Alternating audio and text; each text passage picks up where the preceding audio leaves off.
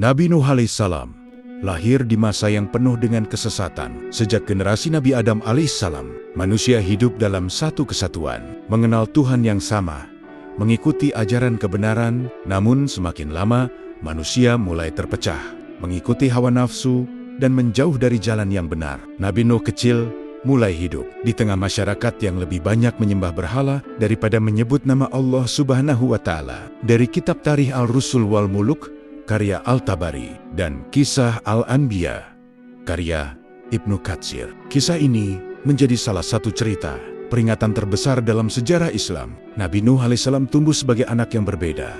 Ia dikenal patuh, cerdas, dan memiliki ketenangan yang mendalam. Suatu hari, saat Nabi Nuh kecil tengah duduk di bawah pohon besar di tepian desa, ayahnya, Lamik bin Matusalah, mendekatinya. "Nuh," kata Lamik sambil menepuk bahunya, "kau adalah satu-satunya cahaya di tengah kelamnya dunia ini. Tak banyak lagi orang yang tetap memegang ajaran kakek buyut kita, Nabi Idris alaihissalam." "Ayah," jawab Nabi Nuh lembut, "mengapa mereka memilih berhala? Padahal kita tahu bahwa Allah Subhanahu wa Ta'ala adalah pencipta segalanya." Lamik menarik nafas panjang. Setenak, dia tak pernah berhenti memperdaya manusia. Ia membujuk mereka agar menganggap patung-patung itu sebagai perantara untuk mendekatkan diri kepada Allah Subhanahu wa Ta'ala. Dan perlahan, manusia mulai menyembahnya. Ketika kebaikan dari orang-orang saleh yang mereka hormati seolah berpindah pada patung, mereka melupakan Allah Subhanahu wa Ta'ala. Nabi Nuh alaihissalam mengangguk, meresapi kata-kata ayahnya. Perjalanan hidupnya seakan telah terarah sejak awal untuk memperbaiki apa yang rusak di sekitarnya. Saat Nabi Nuh dewasa, keadaan semakin buruk. Raja Bawaras, penguasa di tanah Persia, terus menyebarkan ajaran sihir dan kekafiran. Di hadapan Nabi Nuh alaihissalam, berbagai kejahatan kerap terjadi. Dari mencuri, minum minuman keras, hingga larut dalam hiburan duniawi yang tak mengenal batas, Nuh sering menyendiri, bermunajat kepada Allah Subhanahu wa Ta'ala, memohon petunjuk untuk membangkitkan kembali kesadaran umatnya. Di suatu sore, Nabi Nuh alaihissalam kembali menyaksikan berhala-berhala besar yang diletakkan di pusat desa. Patung-patung dengan nama seperti Wat, Suwayagut, Yaok, dan Nasr berdiri megah, dipuja dan dipuja oleh kaum yang semakin jauh dari Allah Subhanahu wa Ta'ala. Mereka berbondong-bondong datang untuk meminta keselamatan, kekayaan, dan kebahagiaan kepada patung-patung itu. Mereka percaya bahwa patung-patung tersebut adalah lambang dari roh-roh orang saleh di masa lalu. Seperti yang diceritakan para tetua mereka, Nabi Nuh alaihissalam mendekati sekelompok orang yang sedang berdoa di depan patung Wat, salah satu berhala yang dianggap sebagai pelindung kekuatan. "Saudara-saudaraku," kata Nabi Nuh alaihissalam dengan suara lembut namun penuh wibawa, "apakah kalian tak menyadari bahwa batu ini tak bisa memberi manfaat atau mudarat?" Salah satu pria menoleh, menatap Nabi Nuh dengan mata tajam. "Kau tak paham, Nuh," katanya. "Ini adalah lambang kebesaran leluhur kita, orang-orang suci yang melindungi kita dari segala bahaya. Leluhur kalian, manusia seperti kita, mereka telah tiada. Namun Tuhan kita Allah Subhanahu wa Ta'ala tetap ada, melihat dan mendengar kita. Mengapa kalian berpaling darinya?" Nabi Nuh alaihissalam mencoba meyakinkan mereka. Namun, orang-orang itu berpaling, meninggalkan Nabi Nuh alaihissalam sendirian. Hatinya pedih melihat kedigilan mereka. Namun, keyakinannya pada kekuasaan Allah Subhanahu wa Ta'ala tetap kokoh. Kembali ke rumah, Nabi Nuh alaihissalam bertemu ibunya yang juga menyaksikan kegalauan di wajahnya. "Nuh, anakku," sang ibu memeluknya, "kau terlihat semakin berat memikul beban ini. Ketahuilah, aku selalu mendoakanmu agar Allah Subhanahu wa Ta'ala memberi petunjuk." "Aku hanya ingin mereka mengerti, Bu," jawab Nabi Nuh alaihissalam sambil menghela napas. "Mengapa begitu sulit bagi mereka untuk meninggalkan batu-batu yang tak bisa berbicara, tak bisa mendengar? Bukankah Allah telah memberi kita akal untuk memahami siapa yang benar-benar pantas disembah?" Ibu Nuh tersenyum lembut, mengusap punggungnya. "Tidak semua hati semudah itu terbuka untuk kebenaran, Nak. Kadang Allah Subhanahu wa Ta'ala menguji seseorang dengan memberi mereka pilihan untuk menemukan jalan yang benar, dan sebagian dari mereka tersesat karena memilih yang salah. Nabi Nuh alaihissalam menatap ibunya penuh haru, lalu berkata, "Mungkin inilah alasannya mengapa Allah Subhanahu wa Ta'ala memintaku bertahan hingga aku bisa menjadi suara yang mengingatkan mereka. Allah Subhanahu wa Ta'ala memintaku bertahan hingga aku bisa menjadi suara yang mengingatkan mereka." Jauh sebelum Nabi Nuh alaihissalam lahir di masa Yarid, keturunan Nabi Adam alaihissalam yang ke-10, mulai muncul penyimpangan ketika para pemimpin saleh yang terkenal dengan kebaikan dan akhlaknya meninggal. Iblis menemukan celah untuk menyesatkan manusia. Dia mendekati para pengikut orang-orang saleh itu dalam bentuk manusia dan menawarkan solusi untuk mengabadikan ingatan mereka tentang pemimpin-pemimpin ini. Jika kalian membuat patung menyerupai mereka dan meletakkannya di tempat pertemuan kalian, maka kalian akan selalu mengingat kebaikan dan kebijaksanaan mereka. Bisik iblis dengan lihai. Orang-orang pun setuju dan membangun patung-patung yang menyerupai Wad dan Suwa'a, Yagut Yauk, dan Nathr. Lambat laun, rasa hormat itu berubah menjadi pemujaan. Generasi berikutnya melihat bahwa orang tua mereka memuliakan patung-patung itu tanpa memahami sejarah di baliknya. Dan mereka mulai meyakini bahwa patung-patung tersebut adalah dewa-dewa yang memiliki kekuatan besar. Pada usia sekitar 480 tahun, Allah Subhanahu wa Ta'ala mengangkat Nabi Nuh alaihissalam sebagai nabi dan rasul. Nabi Nuh alaihissalam merasa bangga sekaligus cemas akan tugas yang berat ini. Ia harus menantang keyakinan seluruh kaumnya, melawan kepercayaan yang telah berakar kuat, dan mengajak mereka kembali pada jalan yang benar. Dengan perintah Allah Subhanahu wa Ta'ala, Nabi Nuh alaihissalam mulai berdakwah secara terang-terangan, berbicara kepada para pemimpin kaumnya, mendatangi mereka satu persatu. Sebuah peristiwa terjadi ketika Nabi Nuh alaihissalam mendatangi para pemimpin kaum di alun-alun desa dan berbicara di depan mereka dengan suara lantang. "Wahai kaumku, sesungguhnya aku adalah pemberi peringatan yang nyata bagi kalian. Janganlah kalian menyembah selain Allah Subhanahu wa Ta'ala, dan jangan kalian menjadikan berhala-berhala ini sebagai Tuhan kalian. Aku khawatir jika kalian terus melakukan ini, kalian akan tertimpa azab yang pedih." Seorang pemimpin suku dengan tatapan sinis bangkit dari tempat duduknya dan berteriak, "Kau siapa Nuh, sehingga engkau merasa layak untuk menggurui kami? Kami telah mengikuti ajaran leluhur kami sejak lama. Jangan berpura-pura lebih suci dariku." Nabi Nuh alaihissalam tak gentar. Ia mendekati pria itu dan berkata dengan suara lembut namun tegas, "Aku hanya menyampaikan apa yang Allah perintahkan. Bukankah kita diciptakan olehnya? Mengapa kita menyembah sesuatu yang kita buat sendiri dengan tangan kita?"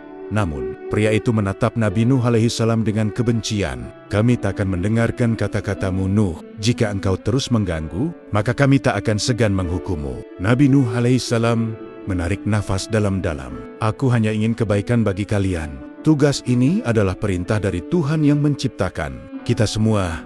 Jangan berpaling." Saudara-saudaraku, sebelum penyesalan datang, sahabat surga Firdaus, sebelum melanjutkan kisahnya, kami mohon agar Anda menonton video ini hingga akhir supaya tidak terjadi kesalahpahaman. Jangan lupa untuk memberikan like, subscribe, dan tinggalkan komentar jika ada yang perlu diluruskan dari kisah kali ini. Bismillah, mari kita mulai kisahnya.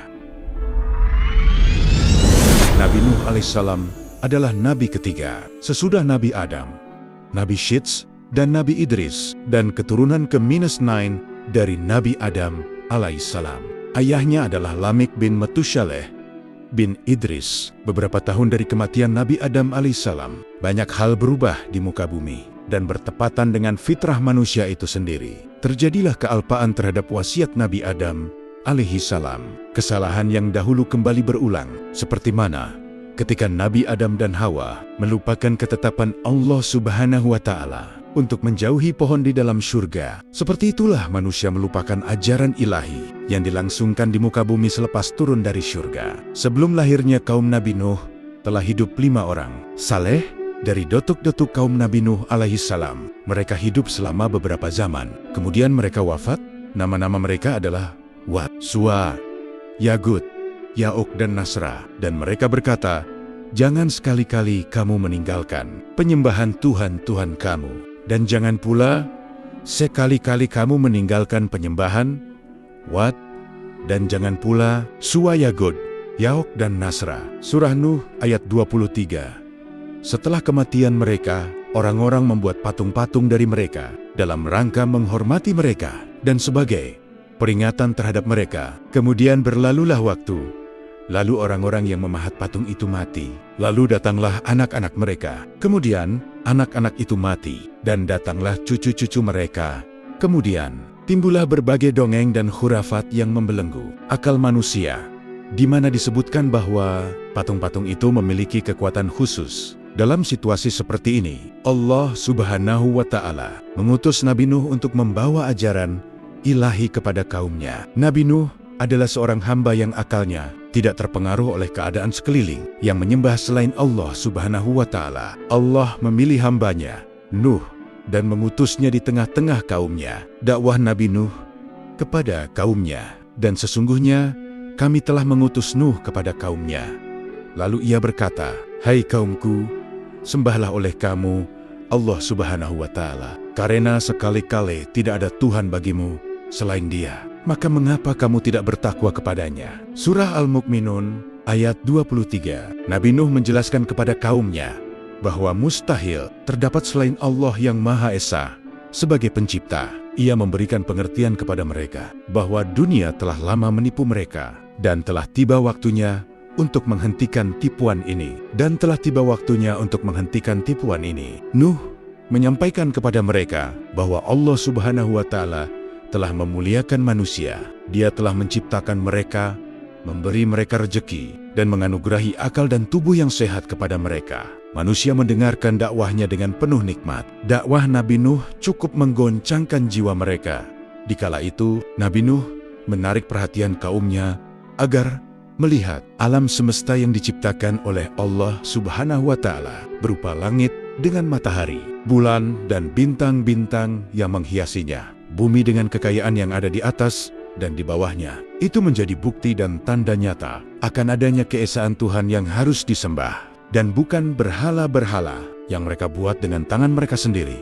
Di samping itu, Nabi Nuh juga memberitakan kepada mereka bahwa akan ada ganjaran yang akan diterima oleh manusia atas segala amalannya di dunia, yaitu surga bagi amalan kebajikan dan neraka bagi segala pelanggaran terhadap perintah agama yang berupa kemungkaran dan kemaksiatan. Nabi Nuh yang dikaruniakan Allah Subhanahu wa Ta'ala dengan sifat-sifat yang patut dimiliki oleh seorang nabi, fasih dan tegas dalam kata-katanya, bijaksana dan sabar dalam tindak tanduknya, melaksanakan tugas risalahnya kepada kaumnya. Akan tetapi, walaupun Nabi Nuh telah berusaha sekuat tenaganya berdakwah kepada kaumnya, ternyata hanya sedikit sekali dari kaumnya yang dapat menerima dakwahnya dan mengikuti ajakannya, yang menurut sementara riwayat tidak melebihi bilangan 100 orang.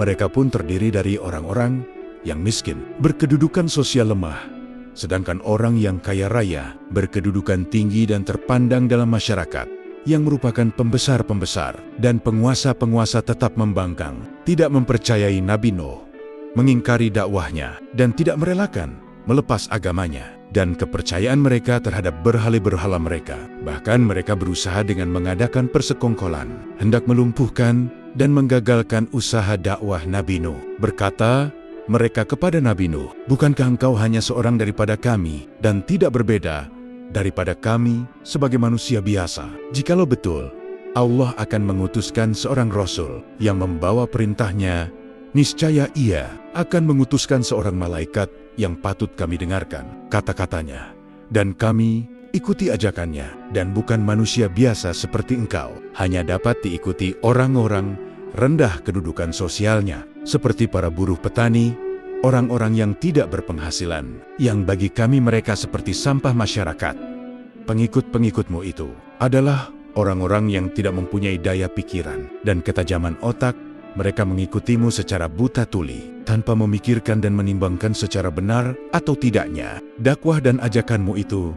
Coba agama yang engkau bawa dan ajaran-ajaran yang engkau dakwahkan kepada kami itu betul-betul benar. Niscaya kamilah lebih dulu mengikutimu, dan bukannya orang-orang yang mengemis pengikut-pengikutmu itu. Kami sebagai pemuka-pemuka masyarakat yang pandai berpikir, memiliki kecerdasan otak, dan pandangan yang luas, dan yang dipandang masyarakat sebagai pemimpin-pemimpinnya. Tidaklah mudah kami menerima ajakanmu dan dakwahmu. Engkau tidak mempunyai kelebihan di atas kami. Tentang soal-soal kemasyarakatan dan pergaulan hidup, kami jauh lebih pandai dan lebih mengetahui daripadamu. Tentang hal itu semuanya, anggapan kami terhadapmu tidak lain dan tidak bukan bahwa engkau adalah pendusta belaka. Nabi Nuh berkata, menjawab ejekan dan olok-olokan kaumnya, apakah engkau mengira bahwa aku dapat memaksa kamu mengikuti ajaranku, atau mengira bahwa aku mempunyai kekuasaan untuk menjadikan kamu orang-orang yang beriman? Jika kamu tetap menolak ajakanku dan tetap membuta tuli terhadap bukti-bukti kebenaran dakwahku, dan tetap mempertahankan pendirianmu yang sesat, yang diilhamkan oleh kesombongan dan kecongkakan, karena kedudukan dan harta benda yang kamu miliki. Aku hanya seorang manusia yang mendapat amanah dan diberi tugas oleh Allah Subhanahu wa Ta'ala untuk menyampaikan risalahnya kepadamu. Jika kamu tetap berkeras kepala dan tidak mau kembali ke jalan yang benar dan menerima agama Allah yang diutuskannya kepadaku, maka terserahlah kepada Allah untuk menentukan hukumannya dan ganjarannya terhadapmu. Aku hanya pesuruh dan rasulnya yang diperintahkan untuk menyampaikan amanahnya kepada hamba-hambanya. Allah lah yang berkuasa memberi hidayah kepadamu dan mengampuni dosamu, atau menurunkan azab dan siksaannya di atas kamu sekalian. Jika Ia kehendaki, Dialah pula yang berkuasa menurunkan siksa dan azabnya di dunia, atau menangguhkannya sampai hari selanjutnya. Dialah Tuhan pencipta alam semesta ini, Maha Kuasa, Maha Mengetahui, Maha Pengasih, dan Maha Penyayang. Lalu kaum Nabi Nuh mengemukakan syarat dengan berkata, wahai Nuh, jika engkau menghendaki kami mengikutimu dan memberi sokongan dan semangat kepada kamu dan kepada agama yang engkau bawa, maka jauhkanlah para pengikutmu yang terdiri dari orang-orang, petani buruh, dan hamba-hamba sahaya itu. Usirlah mereka dari pergaulanmu, karena kami tidak dapat bergaul dengan mereka, duduk berdampingan dengan mereka, mengikut cara hidup mereka, dan bergabung dengan mereka dalam suatu agama dan kepercayaan.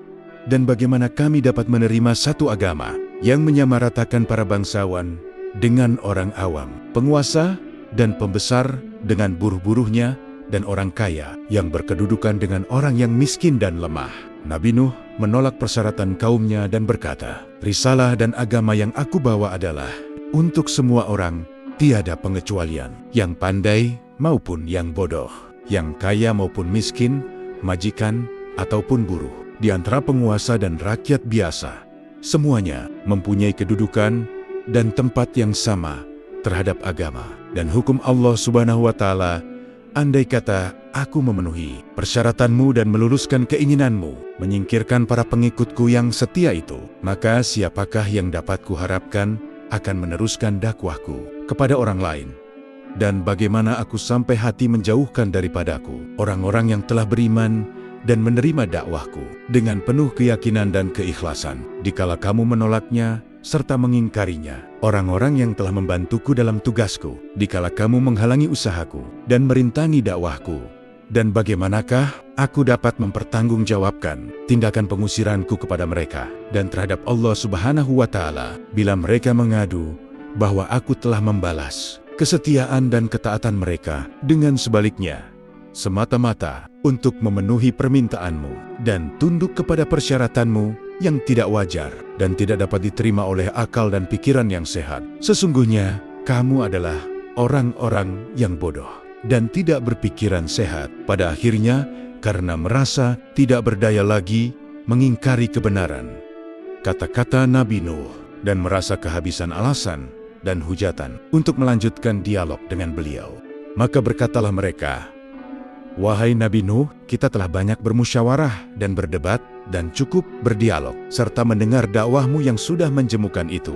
Kami tetap tidak akan mengikutimu dan tidak akan sesekali melepaskan kepercayaan dan adat istiadat kami, sehingga tidak ada gunanya lagi engkau mengulang-ulangi dakwah dan ajakanmu dan bersitegang lidah dengan kami.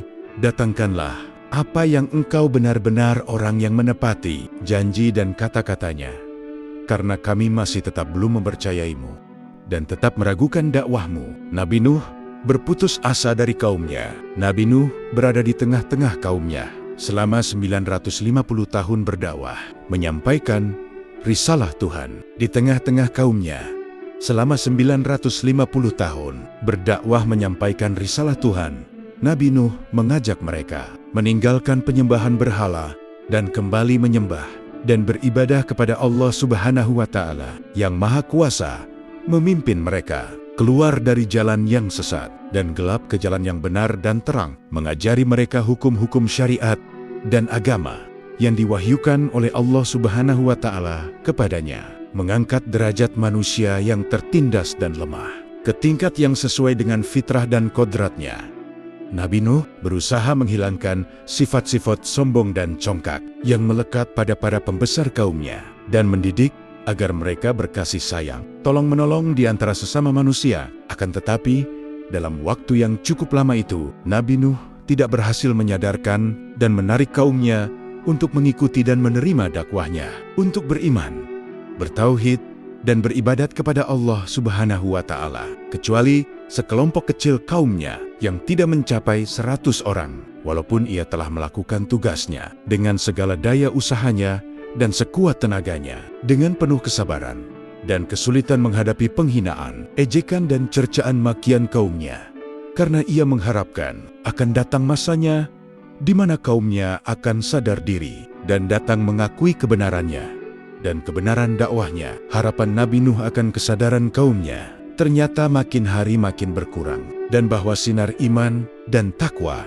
tidak akan menebus ke dalam hati mereka yang telah tertutup rapat oleh ajaran dan bisikan iblis. Lenyaplah sisa harapan Nabi Nuh dari kaumnya dan habislah kesabarannya. Ia memohon kepada Allah Subhanahu wa Ta'ala agar menurunkan azabnya di atas kaumnya yang berkepala batu, lalu berkata, "Ya Allah, janganlah Engkau biarkan seorang pun daripada orang-orang kafir itu hidup dan tinggal di atas bumi ini. Mereka akan berusaha menyesatkan hamba-Hambamu jika Engkau biarkan mereka tinggal, dan mereka tidak akan melahirkan dan menurunkan selain anak-anak yang berbuat maksiat dan anak-anak yang kafir seperti mereka." Lalu doa Nabi Nuh dikabulkan oleh Allah Subhanahu wa Ta'ala dan permohonannya diluluskan, dan tidak perlu lagi menghiraukan dan mempersoalkan kaumnya, karena mereka itu akan menerima hukuman Allah dengan mati tenggelam. Segeralah Nabi Nuh mengumpulkan para pengikutnya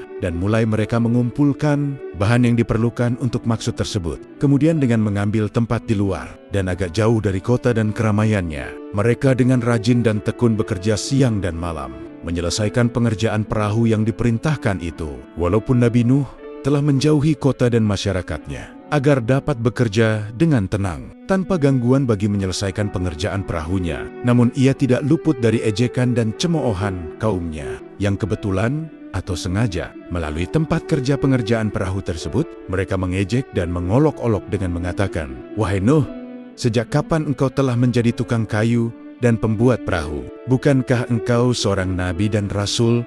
Menurut pengakuanmu, kenapa sekarang menjadi seorang tukang kayu dan pembuat perahu? Dan perahu yang engkau buat itu di tempat yang jauh dari air. Ini adalah maksudmu untuk ditarik oleh kerbau, ataukah mengharapkan angin yang akan menarik kapalmu ke laut?" Nabi Nuh dengan sikap dingin dan tersenyum seraya menjawab, "Baiklah, tunggu saja saatnya nanti. Jika kamu sekarang mengejek dan mengolok-olok kami, maka akan tibalah masanya kelak bagi kami untuk mengejek kamu, dan akan kamu ketahui kelak untuk apa perahu yang kami siapkan ini. Tunggulah saatnya azab dan hukuman Allah menimpa atas diri kamu setelah selesai pekerjaan pembuatan perahu yang merupakan alat angkutan laut pertama di dunia." Nabi Nuh kemudian menerima wahyu dari Allah, "Siap-siaplah engkau dengan perahumu. Bila tiba perintahku dan terlihat tanda-tanda daripadaku, maka segeralah angkut bersamamu di dalam kapalmu dan kerabatmu, dan bawalah 2 pasang dari setiap jenis makhluk yang ada di atas bumi, dan berlayarlah dengan izinku. Kemudian tercurahlah dari langit dan memunculkan dari bumi air yang deras dan dahsyat, yang dalam sekelip mata telah menjadi banjir besar, melanda seluruh kota dan desa, menggenangi daratan perahu Nabi Nuh yang telah terisi penuh dengan para orang mukmin dan pasangan makhluk yang diselamatkan oleh Nabi Nuh atas perintah Allah Subhanahu wa Ta'ala. Dengan iringan Bismillahi majraha wa mursaha, berlayarlah perahu Nabi Nuh dengan lajunya menyusuri lautan air, menentang angin yang kadangkala lemah lembut dan kadang ganas dan dahsyat. Di kanan kiri perahu, terlihatlah orang-orang kafir bergelut melawan gelombang air yang menggunung, berusaha menyelamat diri dari cengkraman maut yang sudah sedia menerkam mereka. Di dalam lipatan gelombang-gelombang itu, tatkala Nabi Nuh berada di atas geladak perahu, memperhatikan cuaca dan melihat-lihat orang-orang kafir dari kaumnya sedang bergelimpangan di atas permukaan air, tiba-tiba terlihatlah olehnya tubuh putra sulungnya yang bernama Kanaan timbul tenggelam, dipermainkan oleh gelombang yang tidak menaruh belas kasihan kepada orang-orang yang sedang menerima hukuman Allah Subhanahu wa Ta'ala itu. Pada saat itu, tanpa disadari, timbullah rasa cinta dan kasih sayang seorang ayah terhadap putra kandungnya yang berada dalam keadaan cemas menghadapi maut ditelan gelombang. Nabi Nuh spontan terdorong oleh suara hati kecilnya, berteriak dengan sekuat tenaga. Suaranya memanggil putranya, "Wahai anakku, datanglah kemari dan gabungkan dirimu bersama keluargamu. Bertaubatlah engkau dan berimanlah kepada Allah, agar engkau selamat dan terhindar dari bahaya maut yang engkau jalani, hukuman Allah Subhanahu wa Ta'ala." Kanaan, putra Nabi Nuh yang tersesat dan telah terkena racun rayuan setan dan hasutan kaumnya yang sombong dan keras kepala itu, menolak dengan keras ajakan dan panggilan ayahnya yang menyayanginya dengan kata-kata yang menentang. "Biarkanlah aku dan pergilah. Jauhilah aku. Aku tidak sudi berlindung di atas geladak perahumu. Aku akan dapat menyelamatkan diriku sendiri dengan berlindung di atas bukit yang tidak akan dijangkau oleh air bah ini." Nuh menjawab, "Percayalah bahwa tempat satu-satunya yang dapat menyelamatkan engkau ialah bergabung dengan kami di atas perahu ini. Tidak akan ada yang dapat melepaskan diri dari hukuman Allah yang telah ditimpakan ini, kecuali orang-orang yang memperoleh rahmat dan keampunannya." Setelah Nabi Nuh mengucapkan kata-katanya, tenggelamlah Kanaan, disambar gelombang yang ganas, dan lenyaplah ia dari pandangan mata ayahnya. Tenggelamlah ke bawah lautan air, mengikut kawan-kawannya dan pembesar-pembesar kaumnya yang durhaka itu. Nabi Nuh bersedih hati dan berduka cita atas kematian putranya dalam keadaan kafir, tidak beriman, dan belum mengenal Allah Subhanahu wa Ta'ala. Beliau berkeluh kesah dan berseru kepada Allah, "Ya Tuhanku, sesungguhnya putraku itu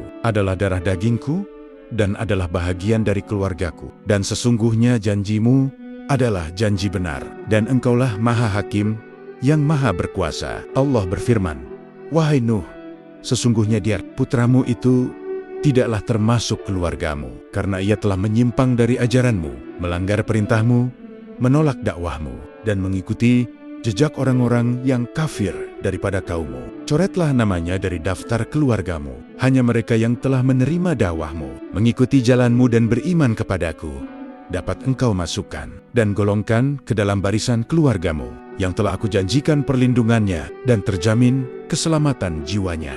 Adapun orang-orang yang mengingkari risalahmu, mendustakan dakwahmu, dan telah mengikuti hawa nafsunya dan tuntutan iblis, pastilah mereka akan binasa menjalani hukuman yang telah aku tentukan. Walau mereka berada di puncak gunung, maka janganlah engkau sesekali menanyakan tentang sesuatu yang engkau belum ketahui. Aku ingatkan, janganlah engkau sampai tergolong ke dalam golongan orang-orang yang bodoh."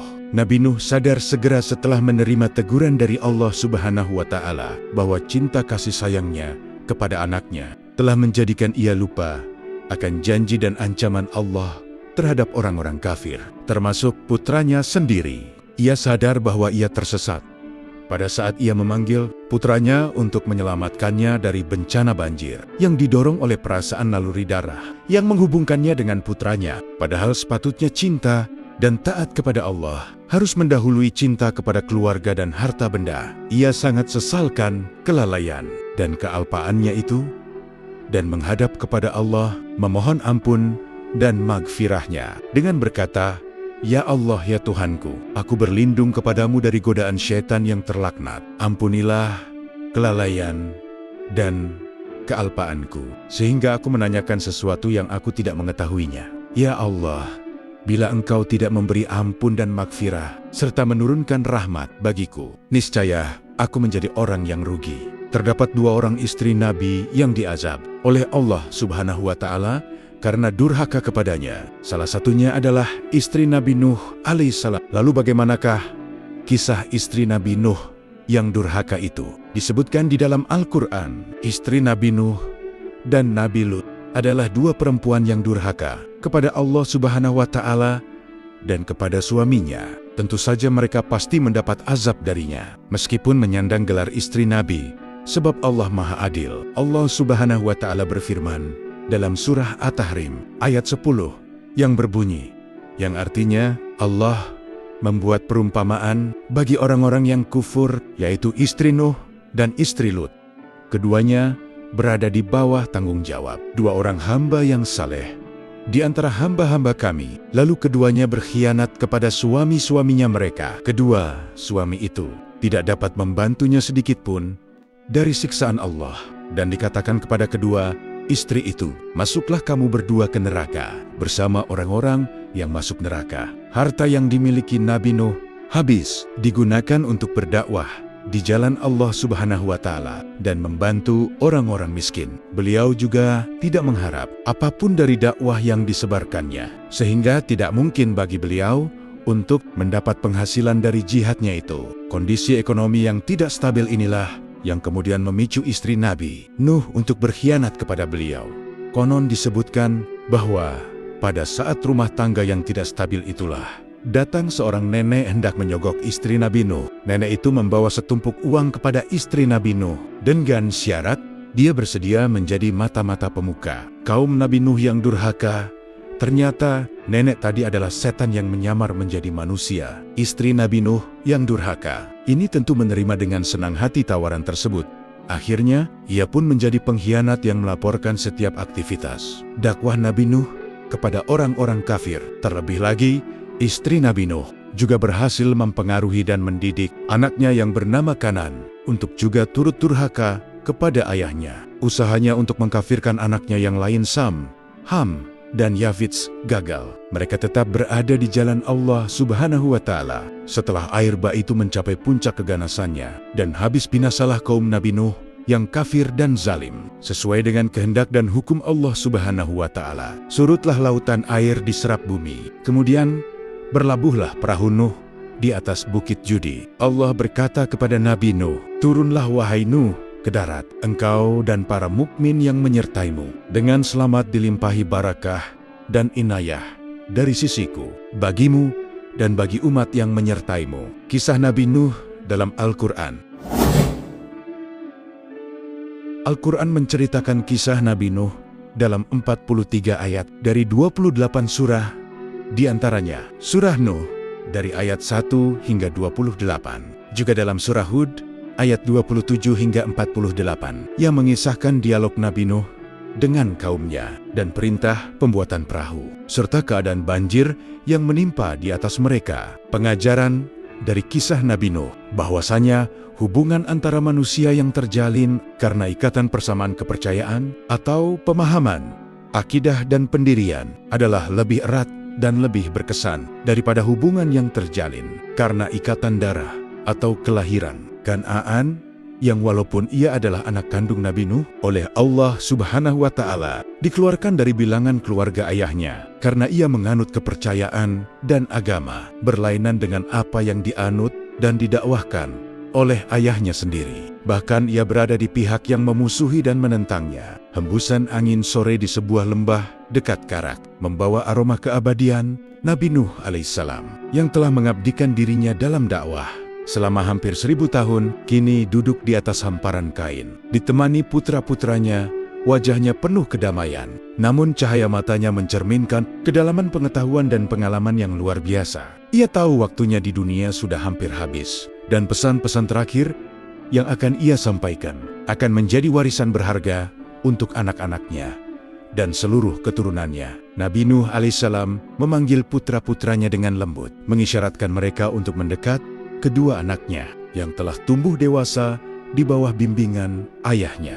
Duduk dengan penuh khidmat di hadapan beliau, Nabi Nuh menghela napas panjang, seolah mengumpulkan semua hikmah yang telah dikumpulkan sepanjang hidupnya. Nabi Nuh berkata dengan suara yang tenang tetapi syarat makna, "Anak-anakku, saatku untuk meninggalkan dunia ini hampir tiba. Aku ingin kalian mendengarkan wasiatku dengan baik. Wasiat ini bukan hanya untuk kalian, tapi juga untuk generasi setelah kalian. Kedua, putranya mengangguk dengan penuh perhatian. Mata mereka berkaca-kaca, mendengar suara ayah yang mereka cintai. Nabi Nuh alaihissalam melanjutkan, "Aku perintahkan kalian untuk melakukan 2 perkara, dan melarang kalian dari 2 perkara lainnya.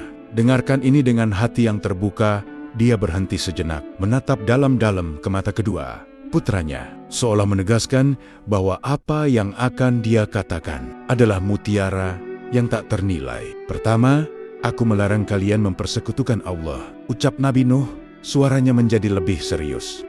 "Karena tidak ada dosa yang lebih besar di sisinya. Allah itu Maha Esa, dan mempersekutukannya hanya akan membawa kehancuran dan penderitaan." Putra sulungnya mengangguk, sementara air mata sudah tampak menggenang di matanya. Ia sadar betapa berat dosa syirik dalam agama mereka. "Yang kedua," lanjut Nabi Nuh, "aku melarang kalian dari kesombongan. Takabur hanya akan menjauhkan hati kita dari rahmat Allah Subhanahu wa Ta'ala. Jadilah hamba yang rendah hati." "Anak-anakku," mereka menundukkan kepala, menerima setiap kata yang diucapkan dengan penuh perasaan. "Dan aku perintahkan kalian untuk membaca kalimat La ilaha illallah," lanjut Nabi Nuh. Suaranya kini lebih lembut, namun penuh ketegasan.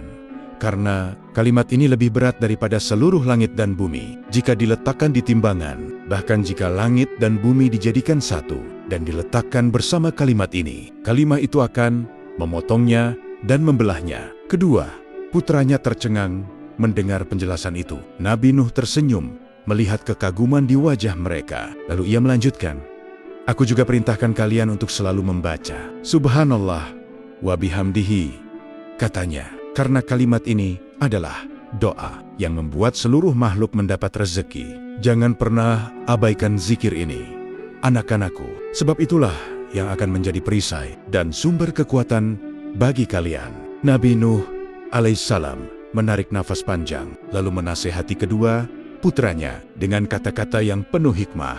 "Peliharalah ibadah kalian kepada Allah Subhanahu wa Ta'ala, dan Dia akan memelihara kalian ketika kalian meminta. Mintalah hanya kepada Allah Subhanahu wa Ta'ala. Ketahuilah bahwa seandainya seluruh bangsa berkumpul untuk menimpahkan keburukan kepada kalian tanpa kehendak Allah Subhanahu wa Ta'ala, mereka takkan mampu melakukannya. Sebaliknya, jika mereka ingin memberikan manfaat tanpa kehendaknya, mereka takkan berhasil. Semua yang terjadi adalah atas ketetapannya." Kedua, putranya menahan napas, menyadari betapa dalam dan luasnya pemahaman ayah mereka tentang kehidupan dan keimanan. "Beramallah dengan sebaik-baiknya. Sebagai ungkapan rasa syukur, ingatlah bahwa kesabaran dalam menghadapi apa yang tak kalian sukai mengandung kebaikan yang besar. Pertolongan Allah Subhanahu wa Ta'ala datang bersama kesabaran, dan sesudah kesulitan pasti ada kemudahan. Ayah, kami akan selalu ingat wasiatmu," ucap putra bungsu Nabi Nuh alaihissalam. Suaranya bergetar, "Kami tak akan mengabaikan nasihat ini." Nabi Nuh tersenyum tipis, menganggukkan kepalanya, lalu mengusap kepala putranya dengan kasih sayang yang dalam. "Anak-anakku, semoga Allah selalu membimbing kalian." Beberapa hari kemudian, saat malam mulai larut, Nabi Nuh sedang beristirahat di kamarnya ketika sebuah suara lembut menyapanya, "Assalamualaikum ya Nabi Allah." Nabi Nuh terbangun dan jantungnya berdegup kencang. Di hadapannya berdiri sosok berwibawa dengan aura kedamaian. "Malaikat maut," jawab Nabi Nuh pelan. Matanya menatap penuh tanya. "Siapakah engkau, wahai sosok yang datang tanpa suara?" Malaikat maut tersenyum dan berkata, "Aku adalah malaikat maut, datang untuk mencabut nyawamu, wahai Nabi Allah." Mendengar itu, bibir Nabi Nuh bergetar, dan ia merasa tubuhnya menggigil. Tak disangkanya, akhirnya ia bertemu dengan utusan yang akan membawanya kembali kepada Sang Pencipta. "Apakah engkau masih mencintai dunia ini, wahai Nuh, Nabi Allah?" tanya malaikat maut. Melihat Nabi Nuh yang tampak gelisah, Nabi Nuh menggeleng pelan, lalu tersenyum pahit. "Sesungguhnya, aku menemukan dunia ini hanya seperti rumah yang mempunyai 2 pintu.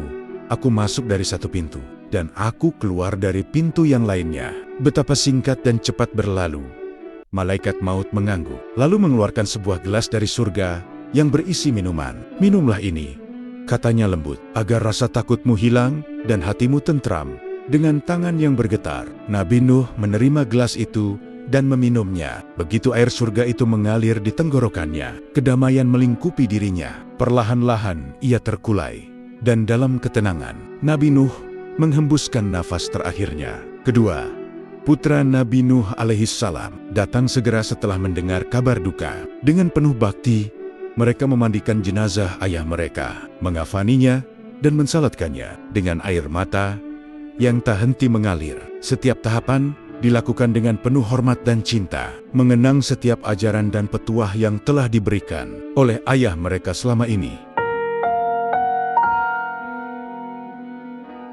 Di suatu pagi yang cerah, mereka mengantar jenazah Nabi Nuh alaihissalam ke tempat peristirahatan terakhir di sebuah lembah. Di tempat itu, mata air mengalir tenang, seolah ikut meratapi kepergian salah satu hamba Allah yang paling setia. Wasiat Nabi Nuh alaihissalam kepada putranya terus hidup, diteruskan dari generasi ke generasi sebagai pelita bagi hati yang merindukan petunjuk. Kekuatan kalimat La ilaha illallah menjadi tonggak yang memperkokoh iman setiap jiwa yang mengikuti jejaknya. Hingga kini, kisahnya tetap abadi, mengajarkan bahwa dunia hanyalah sementara dan kesabaran tawakal serta keimanan adalah kunci dari setiap perjalanan hidup manusia. Demikianlah kisah perjalanan hidup Nabi Nuh alaihissalam, seorang hamba yang penuh ketabahan dan kesabaran dalam menghadapi ujian dari Allah. Perjuangannya mengajak umatnya kembali ke jalan yang benar, dan perjuangannya menghadapi banjir besar adalah teladan yang tak ternilai. Meski sebagian besar kaumnya menolak, Nabi Nuh alaihissalam tetap setia pada perintah Allah Subhanahu wa Ta'ala hingga akhir hayatnya. Kisah ini mengajarkan kepada kita arti pentingnya keteguhan iman, ketulusan dalam dakwah, serta pentingnya bersabar di tengah cobaan. Semoga kita semua bisa mengambil pelajaran dari kisah Nabi Nuh alaihissalam bahwa kebenaran dan kesabaran akan selalu membawa keberkahan bagi kita yang beriman. Terima kasih telah mengikuti kisah ini. Semoga kita semua senantiasa diberi kekuatan oleh Allah Subhanahu wa Ta'ala untuk meneladani kesabaran dan keteguhan Nabi Nuh alaihissalam dalam ketaatan. Akhir kata, wassalamualaikum warahmatullahi wabarakatuh.